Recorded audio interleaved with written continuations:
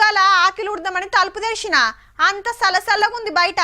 Gate కాడికి వస్తే ఆకిలంతా తడి తడిగుంది. అరే మా ఇంటి ముంగట ఎవరన్నా నీళ్లు పోసిండ్రా అనుకున్నా. ఆ టైంకి అర్థమైంది నీళ్లు పడ్డాయి మొగులు మించని. మొన్నటిదాకా 5వ నెంబర్ మీద తిరిగిన ఫ్యాన్లు నిన్ని అలా 1-2 మీదికి రావచ్చు. ఎండలకు వశపడక తిప్పల పడ్డ పట్నపోలు జరంత నిమ్మల పడొచ్చు గాని ఊర్లో రైతులకే రంది పట్టుకుంది. వరి చేన్లు ఒరిగినాయి, మక్కలు దడిచినాయి, పసుపు ముద్ద ముద్దయింది, మామిడి పిందెలు రాలినాయి. షెడుపు ఆనలు చేయబట్టి రైతులు నెత్తికి చేతులు పెట్టే కథ అయిందుల్లా. అటు రాళ్లవాన ఇటు గాలి దుమారం, పంటలన్నీ ఆగమాగం. 4 ఒద్దులైతే చేతికొస్తుండే మంచిగా. ఆదిలాబాద్, కరీంనగర్, జగిత్యాల, పెద్దపల్లి, నిజామాబాద్, సంగారెడ్డి జిల్లాలల్లా మస్తు నష్టమైంది. దాదాపు 90% మక్క పెరళ్ళు బాగా నేల కరిగిపోయినాయి.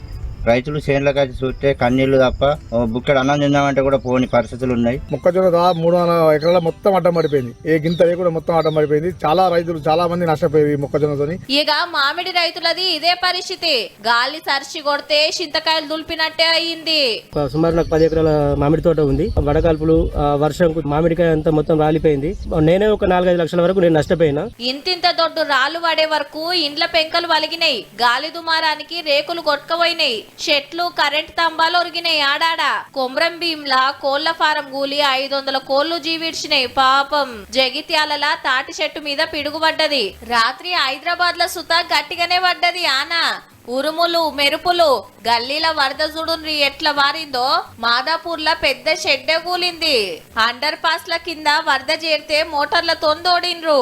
ఇంకో 2 రోజులు గిట్లనే ఉంటదని 7 జిల్లాలకు ఆరెంజ్ అలర్ట్, 22 జిల్లాలకు ఎల్లో అలర్ట్ ఇచ్చింది వాతావరణ శాఖ. జర చూసుకొని మెదలుండ్రి మరి.